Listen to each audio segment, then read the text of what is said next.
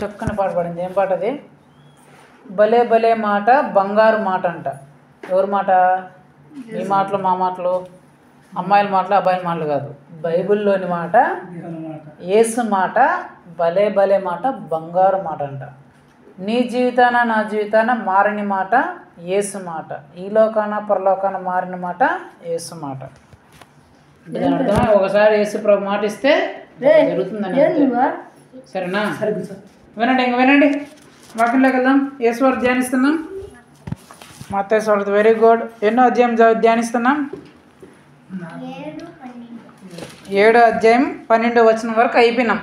ఈరోజు 7, 13, 13, 14 చదువుమ్మా చంద్రకళ. ఇరుకు ద్వారమును ప్రవేశించుడు, నాశనముకు పోవు దారము వెడల్పును, ఆ దారి విశాలమై ఉన్నది, దాని ద్వారా ప్రవేశించువారు అనేకులు. జీవమునకు పోవు ద్వారము ఇరుకును, ఆ దారి సంకుచితమునై ఉన్నది, దాని కనుగొని వారు కొందరే. హల్లెలూయా. ఇక్కడ దేవుడు ఏం చెప్తున్నాడంటే ద్వారము అనే దాని గురించి చెప్తున్నాడు. దేని గురించి? దారం కాదు, ద్వారము. ద్వారము అంటే ఏంది? ద్వారం అంటే ఏంది? ద్వారం అంటే ఏంది? మీరే బాగా చెప్పాలి. మీరు ఏంటి మేస్త్రి పని చేస్తారు, మీకు ద్వారం అంటే లేదా? ద్వారం, ద్వారం, దారం కాదు, ద్వారం. ద్వారము, ఇరుకు ద్వారము, విశాల ద్వారము. దారం కాదమ్మా, ద్వారము. మా ఇంటికి ద్వారం ఏంటి? ఆ తలుపు. మా ద్వారం అంటే దాళముందరం అంటారు తలుపు. ద్వారము లేదా మార్గము, దాన్ని ఏమంటారు? మార్గము లేదా ద్వారము. ఆ ద్వారం, ఆ ఇంటికి ద్వారం ఏది? అది అర్థమైందా? ద్వారము లేదా తలుపు లేదా మార్గము లేదా అది. ఇక్కడ దేవుడు ఏం చెప్తున్నా అంటే ఇరుకు ద్వారమున ప్రవేశించడి అంటే ఇరుకుగా ఉండే మార్గంలో మీరు నడవాలా. దేవుడు ఏం చెప్తానంటే ఇరుకుగా ఉండే మార్గంలో నడవాలా.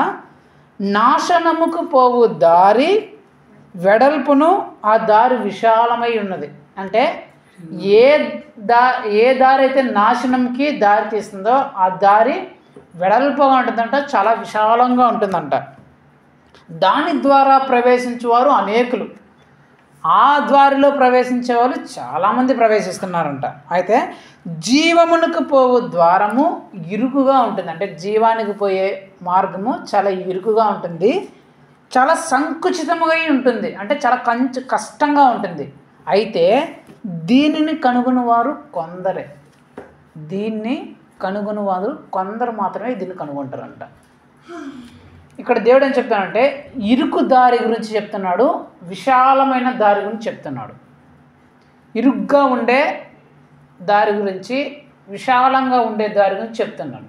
చెప్తూ ఇరుకుగా ఉండే దారిలో పోతే జీవం దొరుకుతుందంట. అంటే అన్నీ దొరుకుతాయి.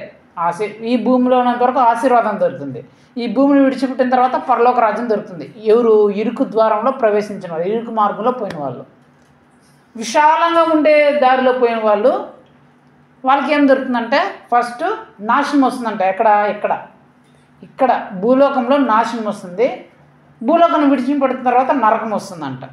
అయితే ఈ ఇరుకు ద్వారాన్ని కొంతమందే కనుగొంటారంట. ఈ విశాలమైన మార్గాన్ని అనేక మంది ఈ దారిలో పోతూ ఉంటారంట. ఇరుకు ద్వారంలో కొద్ది మంది మాత్రమే, చాలా తక్కువ, రేర్ అంటారు కదా, అట్లా రేర్గా ఈ ఇరుకు ద్వారంలో పోతుంటారంట. ఈ విశాలమైన ద్వారంలో ఎక్కువ మంది పోతున్నారంట. ఇప్పుడు ఇది మీకు చెప్పాలంటే మన భాషలో, మనకు అర్థమయ్యే భాషలో మీకు చెప్పాలంటే అర్థమవుతుంది. సరేనా? ఇక్కడ దేవుడు ఏం చెప్తున్నాడంటే ఇరుకు ద్వారంలో, ఇరుకు మార్గంలో పోతే మీకేం కలుగుతుంది? జీవము కలుగుతుంది. అంటే ఆశీర్వాదము వస్తుందంట, స్వర్గము వస్తుందంట. అంటే ఈ భూమిని విడిచిపెట్టిన తర్వాత ఒక విషయం అండి. ఇప్పుడు 10 మంది ఉన్నాం. ఈ 10 మంది ఉన్నాం. ఈ 10 మంది ఆ తలుపులో ఒకేసారి దూరినాం అనుకో, పోగలమా? ఆశీర్వాదం వస్తుందే? దెబ్బలు తగ్గుతాయి కానీ, రక్తాలు వస్తాయి కానీ ఆశీర్వాదం వస్తుందే? రాదు కదా. ఒకవేళ ఆ దారి ఉంది, అందరం ఒకేసారి పోవాలా, అందరం ఒకేసారి పోతే ఆ దారిలో మనకు ఏమైనా ఆశీర్వాదం వస్తుంది? దెబ్బలే తగులుతాయి, రక్తాలే కారుతాయి కదా, నష్టమే వస్తుంది కదా. కానీ ఏమంటున్నాడు యేసు ప్రభు, మీరు ఇరుకుగా ఉండే మార్గంలో పోతేనే మీకు ఆశీర్వాదం వస్తుంది, మీకు జీవము ఇవన్నీ కలుగుతాయి అన్నాడు. కానీ ఇక్కడ చూస్తే దెబ్బలు తగులుతాయి. ఒకటి విశాల మార్గం చూద్దాం అంటే ఆ రోడ్డు అనుకుందాం, ఆ రోడ్లో ఈ 10 మంది ఒకేసారి పోలేమా? పోవచ్చు. పోతే కింద ఏమైనా పడిపోతామా? పడము. 10 మంది పోయినా 20 మంది పోయినా రోడ్డు పెద్దది కాబట్టి కింద పడము. అంటే కింద పడే పరిస్థితి అక్కడ ఉండదు, ఏం దెబ్బలు తగలవు. ఈ ఇరుకు మార్గంలో పోతే దెబ్బలు తగిలితే రక్తాలు వస్తాయి. ఆ రోడ్డు అనే విశాల మార్గంలో పోతే దెబ్బలు తగలవు. కానీ యేసుప్రభు ఏమంటున్నాడు, మీరు ఇరుకు మార్గంలో పోయినానుకో మీకు ఆశీర్వాదం, మీకేం దెబ్బలు తగవు, మీకేం నష్టం రాదు, మీకేం కష్టం రావు అంటాడు. ఆ విశాల మార్గంలో పోతే మీరు ఖచ్చితంగా మీకు దెబ్బలు పడతాయి, మీకు నష్టమో కష్టమో అన్నీ వచ్చేస్తాయని చెప్తున్నాడు. ఇదేంటి మళ్ళీ చిన్న సందులో పోతే బాగా మట్టంగా ఊరవరే పోతారు. హల్లెలూయా. ఇప్పుడు దాని గురించి ఇప్పుడు మాట్లాడుతున్నాం. సరే, ఇప్పుడు 10 మంది వెళ్ళిపోతారు. అది ఇప్పుడు మనం దేని గురించి మాట్లాడుతున్నామంటే ఇరుకు మార్గం అంటే ఏంటి, విశాల మార్గం అంటే ఏంటి. ఇరుకు మార్గంలో ఎవరు ప్రవేశిస్తున్నారు, ఎవరు వెళ్తున్నారు, విశాలమైన దారిలో ఎవరు వెళ్తున్నారు. ఈ ఇరుకు మార్గంలో పోతే ఎందుకు ఆశీర్వాదం వస్తుంది, జీవం వస్తుంది, పరలోకం స్వర్గం వస్తుంది. ఈ విశాలమైన మార్గంలో పోతే ఎందుకు నష్టం, కష్టం, బాధ, వ్యాధి, కన్నీరు, నరకం అనేటివి లభిస్తున్నాయి అనేది ఈరోజు మనం మాట్లాడబోతున్నాం. దేవుడు మనందరితో మాట్లాడబోతున్నాడు. కాబట్టి ఫస్ట్ ఇరుకు మార్గం, విశాలమైన మార్గం అంటే ఏంటంటే దేవుడు ఇక్కడుండే మార్గాల గురించి చెప్పట్లేదు, ఈ ఇంటికుండే మార్గం గురించో లేకపోతే ఆ రోడ్డు గురించో చెప్పట్లేదు. ఈ మార్గం ఏదంటే నీ జీవితంలో నువ్వు ఎంచుకున్న మార్గం. అది నువ్వు ఏ మార్గాన్ని ఎంచుకున్నావు, నీ జీవితంలో ఎలాంటి మార్గంలో నడుస్తున్నావు, ఆ మార్గాన్ని బేస్ చేసుకొని దేవుడు చెప్తున్నాడు. నీవు ఇరుకు మార్గంలో ప్రవేశిస్తే ఎలా ఉంటుంది, విశాలమైన మార్గంలో ప్రవేశిస్తే ఎలా ఉంటుందని. ఇప్పుడు దేవుడు ఏం చెప్తాడంటే మన జీవితంలో మనం ఏ మార్గంలో ప్రయాణిస్తాం లేదా ఎటువైపు ప్రయాణిస్తాం, మన జీవితంలో మనం ఇరుకు మార్గాన్ని ఎంచుకున్నామా విశాలమైన మార్గాన్ని ఎంచుకున్నామా అనేది మనకి ఇప్పుడు తెలియాలి.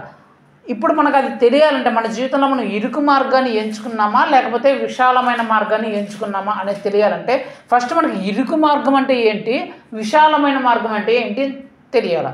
కొందరు చాలామంది చెప్పేస్తారు నేను ఇరుకు మార్గంలో ఉన్నానని చెప్తారు కానీ విశాలమైన మార్గంలో పోయే వాళ్ళు ఉంటారు. కొందరు మేము విశాలమైన మార్గంలో ఉన్నామని చెప్తారు కానీ ఇరుకు మార్గంలోనే వాళ్ళు ఉంటారు. అయితే ఇప్పుడు ఇరుకు మార్గం అంటే ఏంటి, విశాలమైన మార్గం అంటే ఏంటంటే మీకు చిన్నగా ఫస్ట్ అర్థమయ్యేలాగా మీకు చెప్తాను, తర్వాత మనం బైబిల్ అని చెప్దాం. ఇరుకు మార్గం, విశాలమైన మార్గం అంటే ఒక వ్యక్తికి తన జీవితంలో ఇరుకు మార్గం, విశాలమైన మార్గం అంటే విశాలమైన మార్గం గురించి మీకు చెప్తాను, తర్వాత ఇరుకు మార్గం మీకు అర్థమైపోతుంది. సరేనా? విశాలమైన దారి ఎవరు ఎంచుకుంటారంటే దేవుడు చెప్తున్నాడు. ఆ విశాలమైన దారిలో ఏముందంట, నాశనం ఉందంట. ఏముందంట? నాశనం ఉందంట. అంటే ఆ విశాలమైన దారిలో పోతే నాశనము, నష్టము, కష్టము, బాధ, కన్నీరు, నింద, అవమానము, అపవిత్రత అన్నీ వస్తాయి. ఇప్పుడు చెప్పండి విశాలమైన మార్గం అంటే కొన్ని ఎగ్జాంపుల్ చెప్పండి, ఏ మార్గాలు? విశాలమైన మార్గం అంటే ఎంచుకునే మార్గం ఏది మీకు అర్థమయ్యే చెప్పినా? మిమ్మల్ని నాశనంలో పడేసే మార్గము, మిమ్మల్ని నష్టంలో పడేసే మార్గము, మిమ్మల్ని వ్యాధిలో, కన్నీరులో, దుఃఖంలో పడేసే మార్గం ఏది చెప్పండి? విశాలమైన మార్గంలో పోతే నాశనం. అది ఏది ఇష్టానుసారంగా ప్రవర్తిస్తుంటారు చూడు. విశాలమైన మార్గం అంటే ఏమిట్లే, నువ్వు చెడు పనులు చేస్తావే, చెడు పనులు పోయే మార్గము విశాలంగా ఉంటుంది. అంటే ఈ ప్రపంచంలో మీరు చూడండి, ఈ ప్రపంచం ఎందుకు ఊర్లో చూసుకోండి, ప్రపంచం జోలికి ఎందుకు మన ఊర్లో చూసుకుందాం. ఈ ఊర్లో చూసుకుంటే చెడు పనులు చేస్తున్న వాళ్ళు ఎంతమంది? చాలామందే కదా. చెడు దారిని మందు తాగడానికి కానీ, అక్రమ సంబంధాలు కానీ, వ్యభిచారం కానీ, అమ్మాయిల మధ్య ప్రేమ వ్యవహారాలు కానీ, లేకపోతే సినిమాలు కానీ, షికార్లు కానీ, పోకిరి చేష్టలు కానీ, అల్లరి చిల్లర మార్గాలు కానీ, లేకపోతే గొడవలు కొట్లాడు పోయే మార్గాలు కానీ, విగ్రహారాధన కానీ, డ్యాన్సులు వేయడం కానీ, ఎగరడం కానీ, పిచ్చి పిచ్చి పనులు చేయడం కానీ, అమ్మాయిలు ఏడిపించడం కానీ, అబ్బాయిల చుట్టూ తిరగడం కానీ, వెంటలు పడడం కానీ, ఇవన్నీ ఎవరు ఏర్పరచుకున్నారు? చాలామంది ప్రజలు ఏర్పరచుకున్న మార్గాలు ఇవే కదా. ఇప్పుడు వీళ్ళందరూ ఏర్పరచుకున్న మార్గము వాళ్ళకి నష్టాన్ని తెస్తుందా లేకపోతే మంచిని తెస్తుందా? నష్టాలు ఒక తాగుబోతు కూడా ఏర్పరచుకున్న మార్గం నష్టమా కష్టమా వ్యాధి ఇప్పుడే మీరు చూస్తున్నారు ఎగ్జాంపుల్. ఒక వ్యభిచారికి ఒక అక్రమ సంబంధం ఉండే వాళ్ళకి ఆ మార్గం ఎట్లా ఉంటుంది? అమ్మాయిల చుట్టూ అబ్బాయిల చుట్టూ ప్రేమ వ్యవహారాలు తిరిగే వాళ్ళకి ఎట్లా ఉంటుంది? గొడవలకు కొట్టాలు వాళ్ళకి విగ్రహాల దగ్గర డ్యాన్సులు వేసి తాగి మందులు వేసి చిందులు వేసే వాళ్ళ మార్గం ఎట్లా ఉంటుంది? వాళ్ళకి మంచి పేరు వస్తుందా? అంటే ఈ నాశనంకు పోయే వారి మార్గము ఎంతమంది ఉన్నారు? తక్కువ మంది ఉన్నారా? ఎక్కువ వాళ్ళే ఉంటారు. ఎంతమంది ఉన్నారు? వాళ్ళే ఎక్కువ వాళ్ళు. తీసుకుంటే ఒక 100 మందిని తీసుకుంటే 99 మంది వాళ్ళే ఉంటారు ఎంచుకున్న మార్గం. ఈ 99 మంది ఎవరు ఉంటారు? ఆ మార్గస్తులే ఉంటారు. ఆ కార్యముల్ని ఆ వాటిని ఎంచుకునే మార్గంలో ఉంటారు. అంటే వీళ్ళందరూ ఎక్కువ మంది ఏ దారిని ఎంచుకున్నారు? ఆ చెడిపోయే దారిని వాళ్ళ జీవితంలో ఎంచుకున్నారు. ఇప్పుడు ఇరుకు మార్గం అంటే ఏంటి? ఇప్పుడు చెప్పండి. ఇరుకు మార్గం అంటే ఏంటి? ఇవన్నీ వదిలేసి పవిత్రంగా పరిశుద్ధంగా బ్రతికేవారు. మందు జోలికి పోకుండా, అక్రమ సంబంధాలు జోలికి పోకుండా, ప్రేమ వ్యవహారాలు జోలికి పోకుండా, అల్లరి చిల్లరగా తొరగకుండా, ఇంట్లోకి నిద్రలో అవమానాలు తీసుకురాకుండా, చెడు పనులన్నీ విడిచిపెట్టి, విగ్రహాలంకాలను విడిచిపెట్టి, ఇష్టానుసారంగా అమ్మాయిలతో అబ్బాయిలతో డ్యాన్సులు వేసి పిచ్చి పిచ్చిగా ఎగిరి ఇవేమీ లేకుండా పరిశుద్ధంగా పవిత్రంగా భయంగా, అమ్మో నా కుటుంబంలో తెలిస్తే పరుగు పోతుందని బాధ్యతగా భయము కలిగి, నా కుటుంబం చెడిపోతుంది, నా కుటుంబం మీదకి అవమానం వస్తుందని చెప్పేసి భయంతో భక్తితో ఎవరైనా నడుచుకుంటుంటారో వీళ్ళు ఎంత మార్గంలో నడుచుకుంటుంటారు? ఎంతమంది ఉంటుంటారు? ఇట్లా తక్కువ, చాలా చాలా తక్కువ మంది ఉంటారు. ఇప్పుడు అర్థమైంది మీకు? ఇరుకు మార్గం అంటే ఏంటి, విశాలమైన మార్గం ఏంటంటే, ఇప్పుడు విశాలమైన మార్గంలో వీళ్ళందరూ వినారనుకో, ఇప్పుడు మీకు అర్థమైందా? విశాలమైన మార్గంలో పడితే దెబ్బలు తగులుతాయో తగలవా? నష్టం వస్తుందా రాదా? నింద వస్తుందా రాదా? అవమానం వస్తుందా రాదా? వ్యాధి వస్తుందా రాదా? కన్నీరు వస్తుందా రాదా? కుటుంబంలో ప్రశాంతి వస్తుందా లేదా? గొడవలు వస్తాయా లేదా? కొట్లాటలు వస్తాయా లేదా? సుఖాలు చచ్చిపోతే నరకంలోకి పోతారా లేదా? చెడు పనులు పెట్టి అపవిత్రత వస్తుందా లేదా వాళ్ళ జీవితంలోకి? ఇది విశాలమైన మార్గం. ఇరుకు మార్గం, ఇప్పుడు ఇరుకు మార్గంలో ప్రవేశిస్తున్నారు అనుకుందాం. ఇరుకు మార్గంలో ఇప్పుడు పోయే వాళ్ళకి ఆశీర్వాదం వస్తుందా లేదా? అంటే మంచి పేరు వస్తుందా లేదా? సంఘంలో గౌరవం వస్తుందా లేదా? మంచి బిడ్డలు అనే పేరు వస్తుందా లేదా? ఉన్నత స్థాయికి ఎదుగుతారా లేదా? ఇక్కడ ఉండే అందరూ మెచ్చుకుంటారా లేదా? అన్నీ దొరుకుతాయి కదా వాళ్ళకి. ఎక్కడ పోయినా ఎక్కడైనా మంచి పేరే ఉంటుంది కదా. ఇక్కడ మంచిగా బ్రతికి ఇక్కడ మంచిగా ఉండి ఒకవేళ ఇక్కడ చనిపోయిన తర్వాత స్వర్గం వస్తుందా లేదా? ఇప్పుడు చెప్పండి, ఇరుకు మార్గం విశాల మార్గం అంటే అది. ఈ ఇంట్లో ఉండే మార్గాలని కాదు యేసుప్రభు చెప్తుంది. ఈ విశాలమైన మార్గాన్ని ఎంచుకుంటున్న వారు అనేక మంది అంట. ఈ ఇరుకు మార్గాన్ని ఎందుకు అనుకున్నారు? చాలా తక్కువ మంది అంట. ఈ విశాలమైన దారిలో అందరూ పోతున్నారంట, కానీ ఈ ఇరుకు మార్గాన్ని కనుగొనేవారు కొంతమందే. ఈ ఊర్లోనే మీరు చూసుకోండి, ఈ విశాలమైన మార్గాన్ని ఎంచుకున్న వాళ్ళు ఒకవేళ దాదాపు 120 కుటుంబాలు ఎక్కడ ఉన్నాయనుకో, అందులో దాదాపుగా 105 కుటుంబాలు ఎక్కడున్నాయి? ఈ విశాలమైన మార్గంలో ఉన్నాయి. ఏదో ఒక ఇప్పుడు చెప్పిన పనులు ఏదో ఒక వాళ్ళు ఆ విశాలమైన మార్గంలోనే పోతున్నారు. ఒక 5-6 కుటుంబాలు మాత్రమే ఆ విశాలమైన మార్గాన్ని విడిచిపెట్టి ఈ ఇరుకు మార్గంలోనికి వచ్చినారు. ఇప్పుడు నేనేం చెప్పాలనుకుంటున్నానంటే, ఇరుకు మార్గంలో ప్రవేశించాలి, ఇరుకు మార్గంలో నడుచుకునే వారి జీవితం ఎలా ఉంటుంది, వాళ్ళకి ఎందుకు ఆశీర్వదించబడతారు, ఎందుకు హెచ్చింపబడతారు, ఇరుకు మార్గంలో మనం ఉన్నామా లేదా అనేది తెలుసుకునేది ఎట్లా? ఇప్పుడు మనకు విశాల మార్గం అంటే తెలిసింది, ఇరుకు మార్గం అంటే తెలిసింది. విశాల మార్గం అంటే ఏం లేదు, చెడు పనుల చేత తమ జీవితాలను చేర్చుకునేసేవాళ్ళు. ఇరుకు మార్గం అంటే చెడు పనులు చేయకుండా పరిశుద్ధంగా బ్రతుకుతూ బాగుండేవాళ్ళు. దేవుడే చెప్తున్నాడు, ఈ విశాలమైన మార్గం చాలా ఈజీ అంట. ఈజీనే కదా ఈ చెడు పనులన్నీ చేసేది? ఈజీనే కదా, ఎట్లా కూడా చేస్తాం, మన ఇష్టానుసారంగా బతుకుతాం. ఇరుకు మార్గం చాలా కష్టం అంట. అదే చెప్తున్నాడు, సంకుచితము. అదేమని చెప్తున్నాడు యేసుప్రభు అక్కడ? ఇరుకు మార్గం ఎలాంటిదంట? ఆ ద్వారము ఇరుకును ద్వారం సంకుచితం కష్టంగా ఉంటుందంట. అంటే పరిశుద్ధంగా పవిత్రంగా బతకడం కష్టమే కదా. ఇవన్నీ చూస్తే బ్రతకడము మనకు అలా చేయాలని ఆశ ఉన్నా సరే, అమ్మో మనం ఇట్లా పోతే మనకు అవమానం ఉందా, ఎన్నో వస్తాయని చెప్పేసి అవన్నీ కంట్రోల్ చేసుకుంటా బతకడం చాలా కష్టం. కానీ ఈ కష్టమైన మార్గంలో అంత బాగా భయంతో బ్రతికే వాళ్ళు కొంతమంది. ఇప్పుడు మనము ఈ ఇరుకు మార్గంలో ఉన్నామా, ఈ ఇరుకు మార్గంలో మనం నడుస్తున్నామా, విశాలమైన మార్గంలో మనం ఉన్నామా అనేది మనకు ఎలా తెలుస్తుందంటే, ఇప్పుడు నేను దేవుడు మనందరితో కొన్ని సంగతులు 3-4 విషయాలు మాట్లాడతాడు బైబిల్లో నుంచి.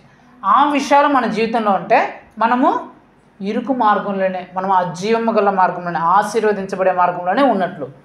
ఆ 3-4 విషయాలు మన జీవితంలో లేకపోతే మనం విశాలమైన మార్గంలో అంటే నాశనానికి, నిందలకు, అవమానాలకు తెప్పించే మార్గానికి, నరకంలోకి పంపించే మార్గాలకి, కష్టాలు కన్నీళ్ళకి, అపవిత్రంలోకి పంపించే మార్గంలో మనం ఉన్నట్లు. కాబట్టి మనము ఇప్పుడు ఈ 4 విషయాలని మనం చాలా జాగ్రత్తగా విని ఈ మార్గంలో మనం ఉన్నామా లేదా అని మనకు మనమే ఒకవేళ ఆలోచించుకోవాలి. ఒకవేళ ఉంటే మనం మరింత ఇంకా ఎక్కువగా ఆ మార్గంలో బలపడాలి. ఒకవేళ ఏదైనా మార్గంలో తప్పు అంటే ప్రభువా మనకు క్షమించని చెప్పేసి ఆ మార్గంలోకి రావడానికి ప్రయత్నించాలి. సరే, మొట్టమొదటి మార్గం ఏంటంటే మనం ఇరుకు మార్గంలో ఉన్నామా లేదా అని తెలుసుకునే మొట్టమొదటి మార్గం ఏంటంటే చూడండి, ఆదికాండం 12వ అధ్యాయం పేజ్ నెంబర్ ఎంత అంటే మొదట్లోనే ఉంటుంది ఆదికాండం. ఈ పేజ్ ఎంత? 8వ పేజ్ దిమ్మ, ఫస్ట్ స్టార్టింగ్లోనే 8వ పేజీ. ఆదికాండం 12వ అధ్యాయం 1-2 వచనాలు.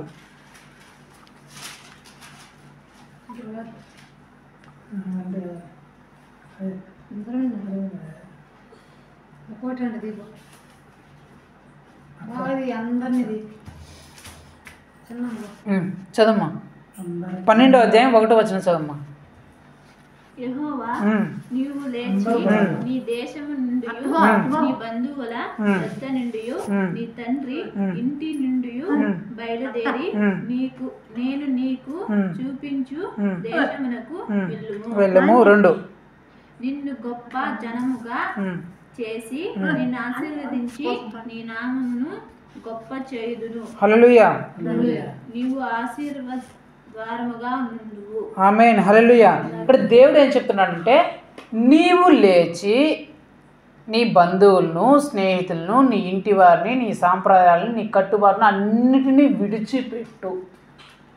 ఈ మార్గం ఏంటంటే ఫస్ట్ విడిచిపెట్టాలా. చెప్పండి, విడిచిపెట్టాలా. ఏం విడిచిపెట్టాలా అక్కడ చెప్తున్నాడు అంటే అక్కడ అబ్రహాము ముందు విగ్రహారాధన చేస్తుండేవాడు.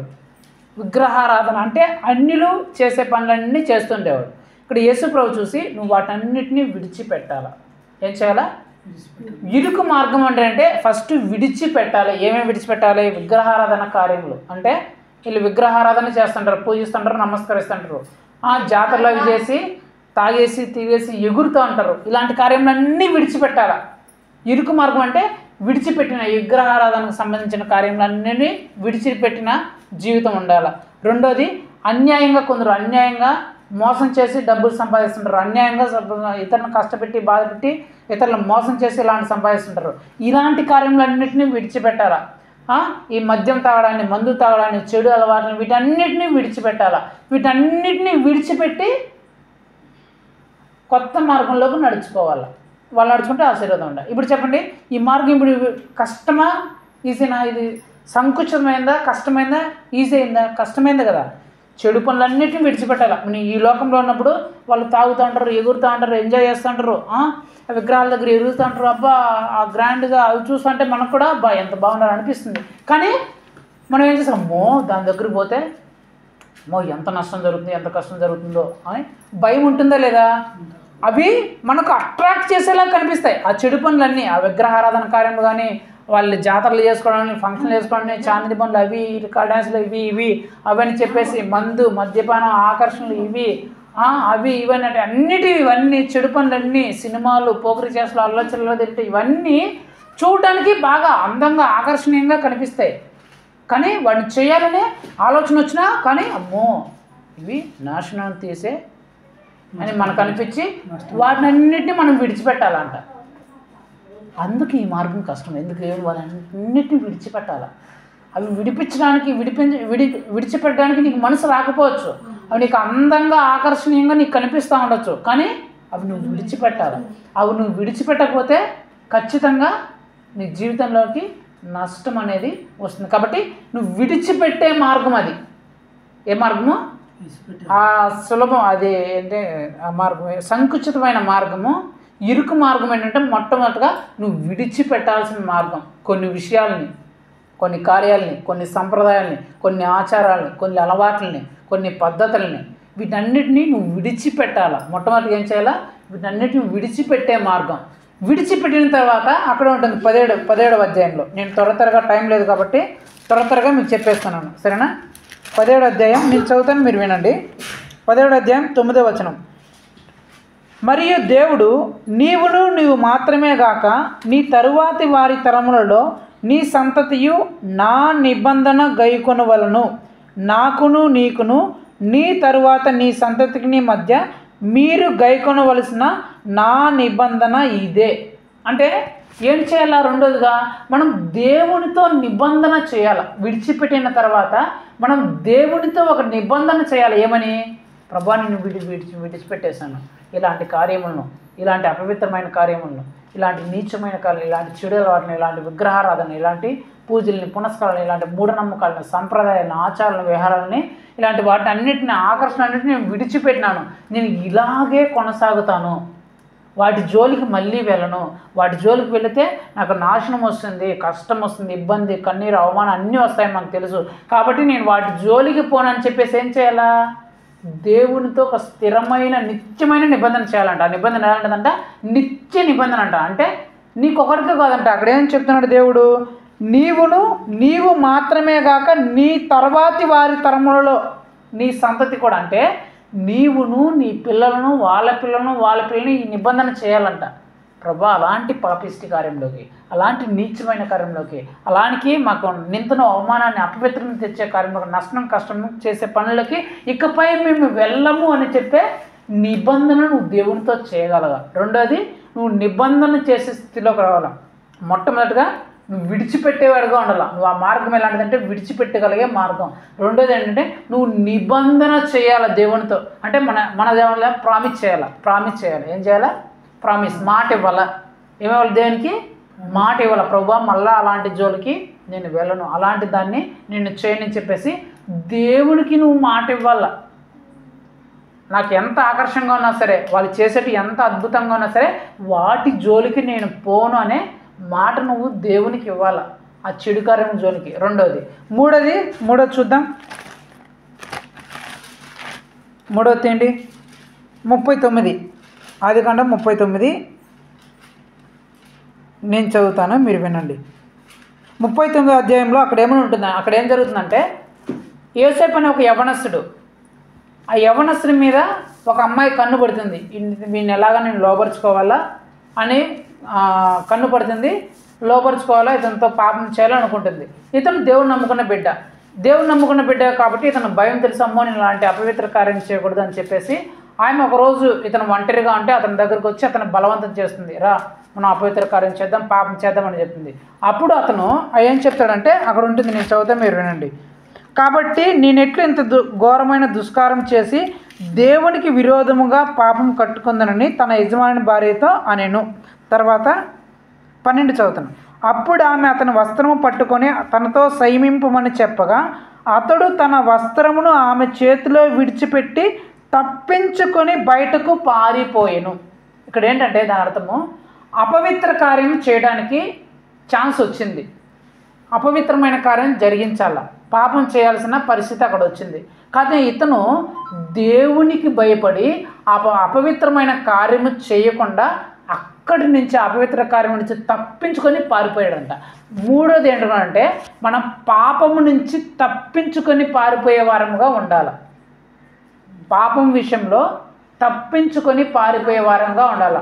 ఈ మద్యపాన విషయంలో అయితే కానీ, మందు తాగడం విషయం కానీ, వక్కాకు, బీడీలు, సిగరెట్లు, ఆన్సులు, గీన్సులు, అల్లరి చిల్లర తిరిగే విషయాల్లో మనం తప్పించుకొని పారిపోయే వారిగా ఉండాలి. ఎందుకంటే ఇవి చాలా అందంగా, ఆకర్షణంగా వాళ్ళు చేసేటప్పుడు మనం కూడా చేసేలాగా అనిపిస్తాయి. మనం కూడా చేద్దాం, మనం కూడా అట్లా చేద్దాం అనిపించేలాగా ఉంటాయి అవి. కానీ వీటిలో నుంచి అతను కూడా అలాగే వచ్చింది.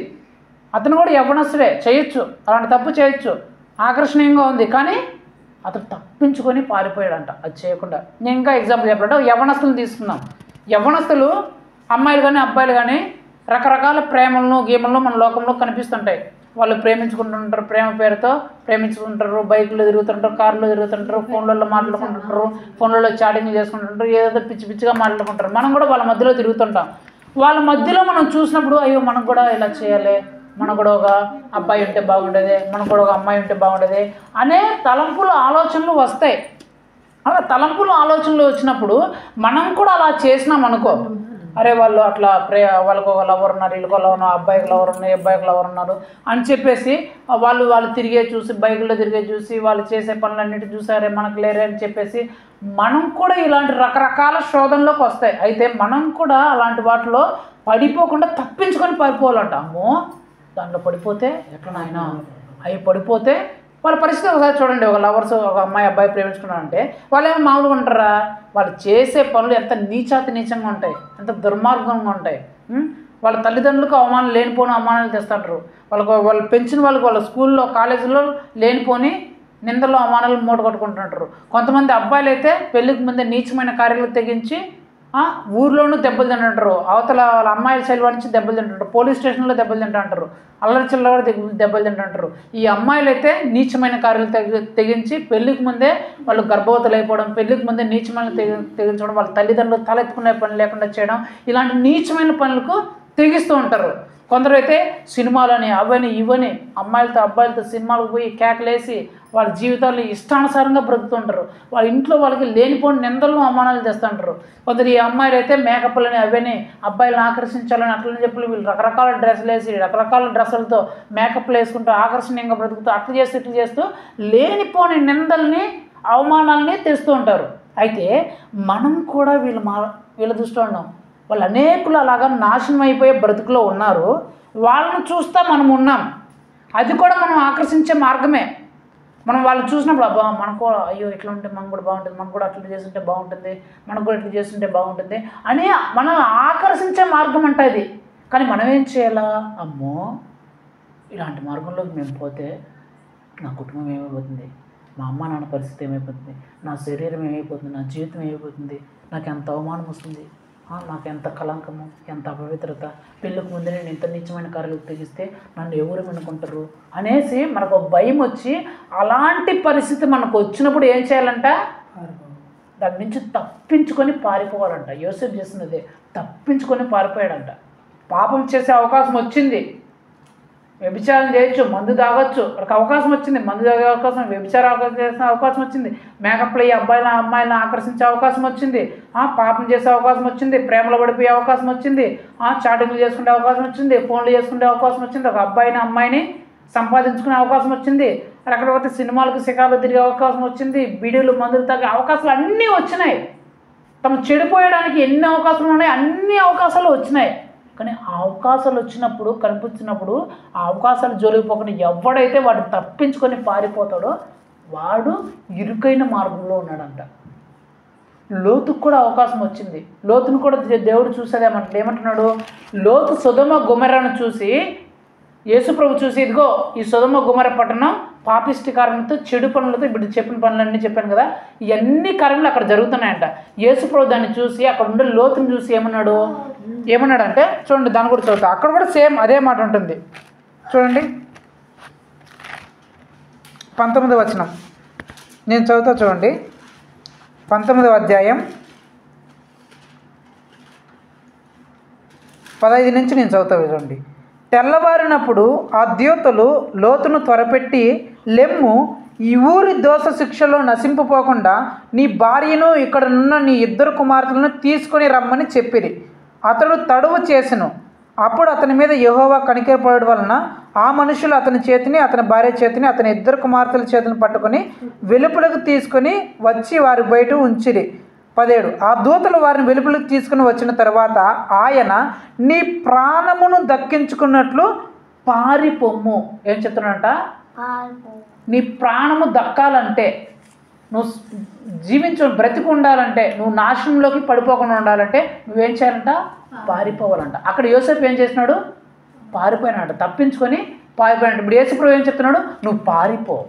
అలాంటి పాపిష్టి కార్యముల జోలికి పోకుండా, అలాంటి చెడు జీవితంలోకి పోకుండా, అలాంటి నీచమైన పనుల్లోకి, అలాంటి నీ జీవితాన్ని, నీ శరీరాన్ని అపవిత్రమైన చేసే పనుల్లోకి నువ్వు ఉండకుండా తప్పించుకొని పారిపో అని దేవుడు చెప్తున్నాడు. అలాంటి మార్గంలో మనం ఉండాలి. అలాంటి పాపిష్టి కార్యములు మన కళ్ళ ముందుకు వచ్చినప్పుడు మనం తప్పించుకొని పారిపోయే స్థితిలోకి మనం వచ్చేయాలి. అలా తప్పించుకొని పారిపోయే స్థితిలోకి రావాలి. రెండోది, తర్వాత ఇప్పుడు నేను ఎన్ని చెప్పినాం? 4 చెప్పినాం. 5వ మాట ఏంటంటే అక్కడే ఉంది చూడండి, 19, 17. చదువుతున్నాను. ఆ దూతలు వారి వెలుపలను తీసుకొని వచ్చిన తర్వాత ఆయన, నీ ప్రాణమును దక్కించుకున్నట్లు పారిపోము, నీ వెనుకకు చూడకము, ఈ మైదానంలో ఎక్కడన్నా నీవు నిలవకము, నీవు నశించిపోకుండా ఆ పర్వతముకు పారిపోమని చెప్పగా. దేవుడు ఏం చెప్తున్నాడంటే, నీవు వెనుకకు చూడొద్దు, ఆ మైదానంలో ఎక్కడా నిలవద్దు.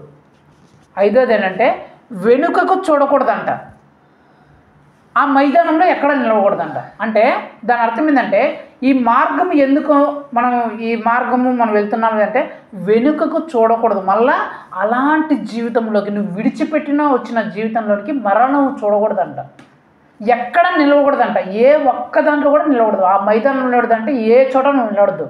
ఒకవేళ నువ్వు ముందు యేసుప్రభుని నమ్ముకోకముందు, ఈ మార్గంలోకి రాకముందు నువ్వు విశాలమైన మార్గం ముందు ఒక తాగుబోతేమో, ఒక వ్యభిచారమేమో, ఒక అక్రమ సంబంధం కలిగిన, ఒక ప్రేమ పేరుతో మోసపోయినామేమో, ఒక నీచమైన కార్యం చేసాము, ఒక అన్యాయము, దుష్టము, దుర్మార్గము, ఇవి వ్యక్తులను మోసం చేసే గుణం ఇవన్నీ ఉన్నాయేమో.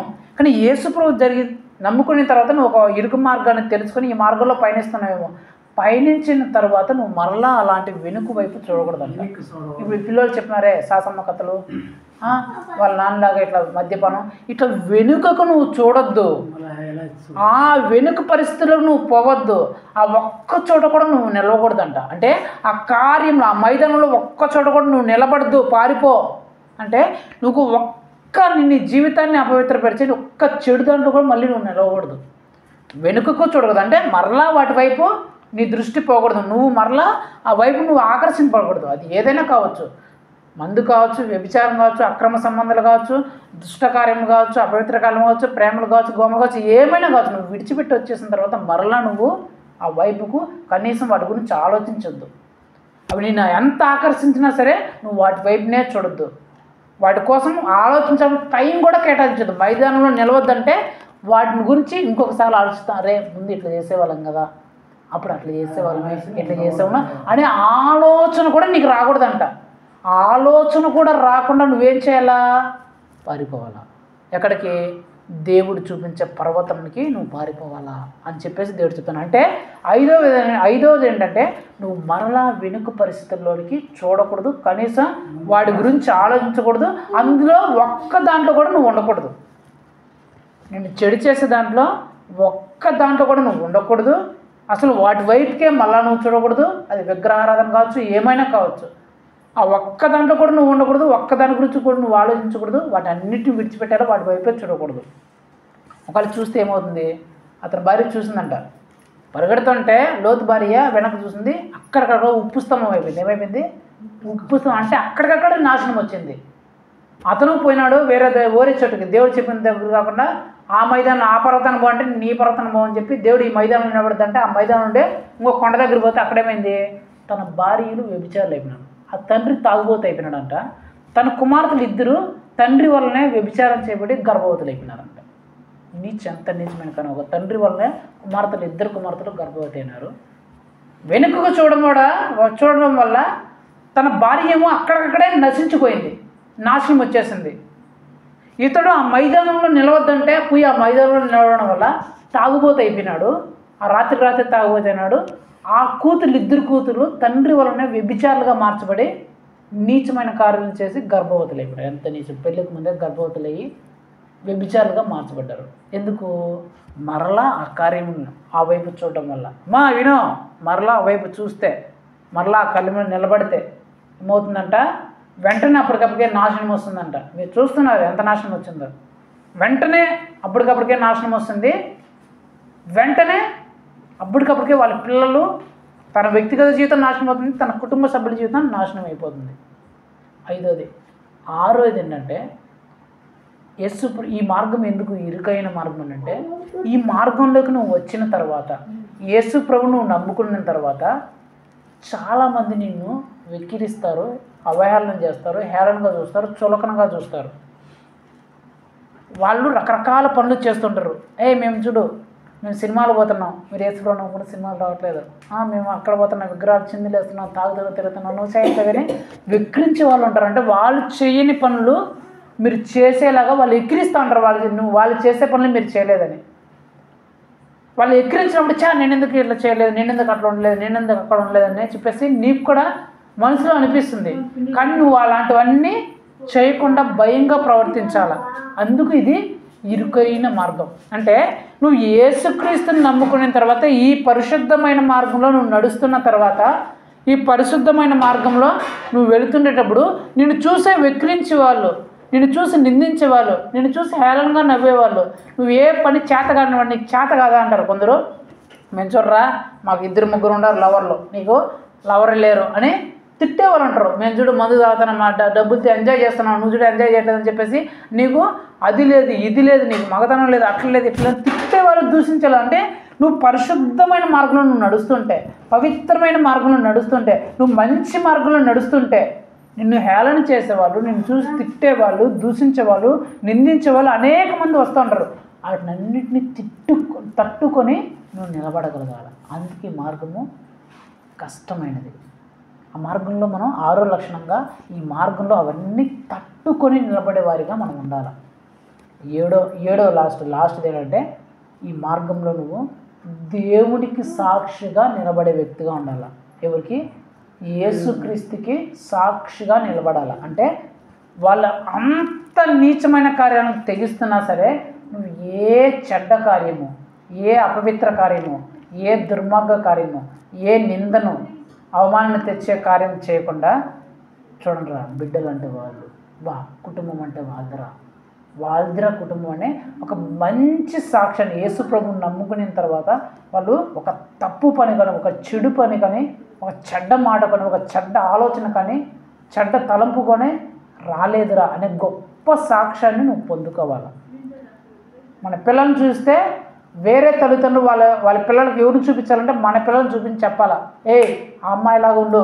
వాళ్ళ కూతురుని చూసి ఏమని చెప్పాలి, వాళ్ళ అమ్మాయి చూడు ఎంత పరిశుద్ధంగా ఎంత పవిత్రంగా ఉందో అని చెప్పాలా. స్కూళ్ళు కాలేజీలు చదివే పిల్లలు మన అమ్మాయిని చూసి చెప్పాలా, ఆ అమ్మాయిలాగా ఉండాలి మీరు, చూడు ఎంత మంచిగా ఎంత పద్ధతిగా ఎంత భయంగా ఉందో, ఏ ప్రేమ జోలికి పోకుండా, ఆ జోలికి పోకుండా, ఈ జోలికి పోకుండా ఎంత పద్ధతిగా బతుకుందో చూడు, అలాగ ఉండాలిరా మీరు కూడా అని చెప్పేసి ఇతర కుటుంబ సభ్యులు మన అమ్మాయిని చూసి మన అమ్మాయిలాగా ఉండాలని చెప్పి వాళ్ళకి నేర్పించాలా. మన అబ్బాయిని చూసి చూడరా సినిమాల చోట్లు చుట్టూ పోకుండా అల్లరి చిల్లరగా పోగిరి చేష్టలు చేయకుండా ఎంత పరిశుద్ధంగా ఎంత భయంగా ఎంత మంచిగా ఎంత గొప్పగా బతుకుతున్నాడో అలాగ అబ్బాయిలాగా నువ్వు బ్రతకాలరా, అలాగ మంచిగా బ్రతకాలా, అంతగా గర్వం అహంకారం కోపం ఏమి లేకుండా మంచిగా అందరితో మాట్లాడుతూ అందరితో గౌరవిస్తూ అందరితో బాగా ఉన్నట్లు నువ్వు అట్లా బ్రతకాలని చెప్పేసి మన కొడుకులను చూసి వాళ్ళ కొడుకులు నేర్పించాలా అలా బ్రతకాలని. మన భర్తకు మన భార్యకు మన కుటుంబాన్ని చూసు వాళ్ళు చూడు ఎంత బాగా పరిశుద్ధంగా బ్రతుకుతుంటారు, వాళ్ళు చూడు ఏ చెడు జనం వాళ్ళు ఏ తాగుబోతనం కానీ, ఏ విగ్రహాలు కానీ, ఏ అల్లరి చిల్లల పనులు కానీ, ఏ ఒక్కాకులు కానీ, బీడీలు కానీ, సిగరెట్లు కానీ, ఏ అక్రమ సంబంధాలు కానీ, ఏ గొడవలు కానీ కొట్టాళ్ళు కానీ, కుటుంబంలో సమస్యలు కానీ ఇబ్బందులు కానీ, కుటుంబంలో భార్యాభర్తల మధ్య ఏ గొడవలు కానీ లేకుండా ఎంత బాగా అన్యోన్యంగా ప్రేమగా ఎంత బతుకుతున్నాడు, ఎలా బతుకుతున్నాడు చూడు, ఆ కుటుంబంలాగా మన కుటుంబంగా ఉండాలని చెప్పేసి అక్కడుండే భార్యాభర్తలు ఆ కుటుంబ సభ్యులు అనుకోవాలి. అలాంటి ఒక గొప్ప సాక్షిగలగా నువ్వు ఈ జీవితంలో ఈ మార్గంలో నువ్వు నడుచుకోవాలి. ఇప్పుడు చెప్పండి, ఈ మార్గం కష్టమా సులభమా? కష్టమే కదా. విడిచిపెట్టాలా విగ్రహాల కార్యాలను చెడు అన్నిటినీ విడిచిపెట్టాలా. రెండోది ఏం చెప్పినా, దేవునితో ఒక నిబంధన చేసేయాలి, స్థిరమైన నిబంధన. ఇంక వాడి జోలికే పోను నేను కానీ, నా పిల్లలు కానీ, నా కుటుంబ సభ్యులు కానీ, నా పిల్లలు కానీ వాడి జోలికి పోమని చెప్పేసి నిబంధన చేసేయాలి. మూడోదిగా పాపాన్ని విడిచిపెట్టేయాలి, పాపాన్ని తప్పించుకొని దూరంగా పారిపోవాలా, పాప కార్యాల నుంచి ఆకర్షించే కార్యాల నుంచి నువ్వు దూరంగా పారిపోవాలా. నాలుగోదిగా వెనుకకే చూడకూడదు, ఆ మైదానంలో ఎక్కడో నిలవకూడదు, వెనుకకు చూడకూడదు, మైదానంలో కూడా నువ్వు నిలవకూడదు. తర్వాత నిన్ను ఆకర్షించేవి నిన్ను హేళనగా నిందిస్తుంటారు, అవమానిస్తుంటారు, ఇబ్బంది పెడుతుంటారు, అయినా సరే నువ్వు తట్టుకొని నిలబడగలగాల. తర్వాత నువ్వు లాస్ట్గా గొప్ప సాక్ష్యం కలిగిన జీవితం నీ జీవితంలో ఉండాలి. ఇవన్నీ ఇరుకుగానే ఉంటాయి, కష్టంగానే ఉంటాయి, చేయడానికి ఇబ్బందిగానే ఉంటాయి, కానీ ఈ మార్గంలో పోయినవాడే ఆశీర్వదించబడతానంట. అక్కడే ఉంది 12లోనే 1 చూడండి. యెహోవా ఆ విధంగా చెప్పి, నిన్ను గొప్ప జనముగా చేసి నిన్ను ఆశీర్వదించి నీ నామమును గొప్ప చేయుదును, నీవు ఆశీర్వాదంగా ఉన్నందు నిన్ను ఆశీర్వదించు వారిని ఆశీర్వదించను, నిన్ను దూషించిన వాడిని శపించదను. భూమి యొక్క సమస్తములు నీ యందు ఆశీర్వదించబడునని అబ్రాహాముతో చెప్పాను. చూడండి, ఎవరైతే ఈ ఇరుకు మార్గంలో ఎంచుకున్నారో, ఎవరైతే ఈ ఇరుకు మార్గంలో ప్రవేశిస్తున్నారో వాళ్ళకి ఏంటంట ఈ భూమి మీద ఆశీర్వాదం. వాళ్ళకి వచ్చే ఆశీర్వాదం ఎవరికి రాదంట. వాళ్ళు కూర్చోవాలంటే లేయాలంట. యోసేపు తర్వాత మనం చదివితే ఐగుప్తు దేశానికి రాజు అయినాడంట. ఐగుప్తు యోసేపు ఎవరంటే ఒక బానిస, ఐగుప్తు దేశానికి బానిసగా అంటే ఒక ఖైదీలాగా వచ్చినాడు, జైల్లో ఖైదీలాగా వచ్చినాడు. కానీ ఎప్పుడైతే ఈ పాపాన్ని ఇప్పుడు నేను చెప్పినాను కదా ఇరుకు మార్గాన్ని ఎంచుకున్నాడో తర్వాత మనం చూస్తే ఒక 10 సంవత్సరానికి ఐగుప్తు దేశానికి రాజు అయినాడంట. ఎలాంటి రాజు అయినాడంటే ఐగుప్తులో యోసేపు ఎవరైనా చూసి మీరు నీళ్ళు తాగంటే నీళ్ళు తాగల, నీళ్ళు తాగదంటే నీళ్ళు తాగకూడదు, కూర్చోాలా లేయంటే లేయాల. ఎవరు? ఐగుప్తులో అసలు అతనికి సంబంధమే లేదు, ఐగుప్తులో అతను పుట్టిందే లేదు, ఎవరో అన్య దేశస్తుడు, అన్య దేశం నుంచి వచ్చినాడు, పరాయివాడు. అది ఎలాగ వచ్చినాడు? రాజేమి కాదు, ఖైదీలాగా వచ్చినాడు. అమ్మేస్తే ఖైదీలాగా, పని మనిషిలాగా, బానిసలాగా వచ్చినాడు. ఇప్పుడు ఏమైపోయినాడు? ఆ దేశానికి రాజు అయిపోయి కూర్చోాలా లేయాలంటే లేయాల. ఎట్లయినాడు? కారణం అతను ఎంచుకున్న మార్గం ఇరుకైన మార్గం. అతను ఎంచుకున్న మార్గం ఇరుకైన మార్గం. లోతు భార్య నశించుకోవడానికి కారణం ఏంటి? అలా వెనక్కి చూశారు. మరలా ఆ విగ్రహాల వెనకాల, ఆ వ్యభిచారకాలను, ఆ చెడు ఆలోచన చేసి మరలా వాటిలో నిలిచారు. కాబట్టి అక్కడికక్కడే నాశనం వచ్చింది. ఆ కుటుంబం అంతా నీచమైన కుటుంబంగా మార్చబడిపోయింది. మన ఊర్లో కూడా మీరు చూడండి, మన ఊర్లో కాదు ఎక్కడైనా చూడండి, ఇరుకు మార్గంలో చాలా తక్కువ మంది అంటారు, రేర్, చాలా అంటే చాలా తక్కువ మంది అంటారు. విశాలమైన మార్గంలో ఉండే వాళ్ళే ఎక్కువగా ఉన్నారు. అందుకే దేవుడు చెప్తున్నాడు ఏంటంటే ఈ విశాలమైన మార్గం ఎంచుకున్న వాళ్ళు చాలామంది అంట. ఎంతమంది? చాలామంది కదా విశాలమైన మార్గంలో పోతుండే వాళ్ళు. ఇరుకు మార్గాన్ని ఎంచుకునే వాళ్ళు కొంతమందే అంట. ఈ ఇరుకు మార్గాన్ని కనుగొనే వాళ్ళు ఎంతమంది అంట? కొంతమంది కనుగొంటారంట. దీన్ని అందరూ విశాలమైన మార్గంలోకి పోతున్నారంట, ఈ ఇరుకు మార్గాన్ని కొంతమందే కనుగొంటున్నారంట. ఆ కనుగొన్న వాళ్ళు నువ్వు ఉన్నావా లేదా అది ఇంపార్టెంట్. ఆ ఇరుకు మార్గంలో నువ్వు ఎంచుకున్నావా లేదా అది ఇంపార్టెంట్. నువ్వు విశాలమైన మార్గంలోకి పోయి నువ్వు నశించిపోతున్నావా, లేకపోతే ఇరుకు మార్గంలో నుండి నువ్వు జీవాన్ని, ఆశీర్వాదాన్ని పొందుకుంటున్నావా అనేది నీకే దేవుడు వదిలేస్తున్నాడు. కాబట్టి ఇది మనం జ్ఞాపకం చేసుకోవాలా. అదేంటి? నేను ఇరుకు మార్గంలో ఉన్నానా లేనా? నేను ఇరుకు మార్గంలో ఉన్నానా లేదా? తర్వాత చూడండి, నేను ఇరుకు మార్గంలోనే ప్రవేశిస్తున్నానా లేదా విశాలమైన మార్గంలోకి వెళ్ళినానా? ఈ ఇరుకు మార్గంలోనే నేను ఉన్నానా లేకపోతే విశాల మార్గంలోకి ఏమైనా నా జీవితం వెళ్ళిపోయిందా? మొట్టమొదటి ఏంటి? ఇరుకు మార్గంలో నేను ప్రవేశిస్తున్నానా లేదా, అంటే ఇరుకు మార్గాన్ని నేను ఎంచుకున్నానా లేదా. రెండోది, ఇరుకు మార్గాన్ని ఎంచుకున్న తర్వాత ఈ ఇరుకు మార్గంలోనే ఉన్నానా లేకపోతే మళ్ళీ ఏమైనా విశాల మార్గంలోకి వెళ్ళిపోయినానా? అర్థమైందా? ఈ ఇరుకు మార్గంలోనే ఉన్నానా లేకపోతే విశాలమైన మార్గానికి వెళ్ళినానా? మూడోది, అసలు ఇరుకు మార్గాన్ని నేను కనుగొన్నానా లేదా, కనుగొనకపోతే కనుగొనాలా అనేది. ఈ మూడు మన జీవితంలో ఉంటేనే మనం ఆశీర్వదించబడతాం, దీవించబడతాం, హెచ్చించబడతాం. మనకి, మన కుటుంబానికి మంచి పేరు ఉంటుంది, అందరికంటే ఊహించిన స్థాయిలో మనం ఉంటాం. సరేనా? అలాగా మనము అందరము ఇరుకు మార్గంలోనే ప్రయాణించాలి. మన ప్రయాణము ఎటువైపు ఉందంటే ఎక్కడుందని చెప్పాలా? ఇరుకు మార్గంలోనే ఉండాలి. చెప్పాను కదా ముందే స్టార్టింగ్లోనే, ఇరుకు మార్గం అంటే ఈ డోర్ అని కాదు చెప్పాను కదా, మనం ఎంచుకునే మార్గం. మన మార్గం, మన జీవితం ఎటువైపు ఎంచుకుంటున్నామనేది దాన్ని బట్టే మనం ఇరుకు మార్గంలోనే విశాల మార్గంలోనే మనకు తెలుస్తుంది. కాబట్టి మనం అందరము విశాలమైన మార్గాన్ని ఎంచుకోకుండా, విశాలమైన మార్గం జోలికి వెళ్ళకుండా, విశాలమైన మార్గంలోకి మనం ప్రవేశించకుండా, విశాలమైన మార్గం గురించి అసలు మనం ఆలోచించకుండా ఇరుకు మార్గంలోనే మనం ఉండాలని, ఇరుకు మార్గంలోనే మనం ప్రవేశించాలని, ఇరుకు మార్గంలోనే మనం నడుచుకొని ఆశీర్వాదాన్ని, జీవాన్ని, స్వర్గాన్ని పొందుకోవాలని ప్రార్థన చేసుకుందాం. సరేనా? కళ్ళు మూసుకొని ప్రార్థన చేసుకుందాం.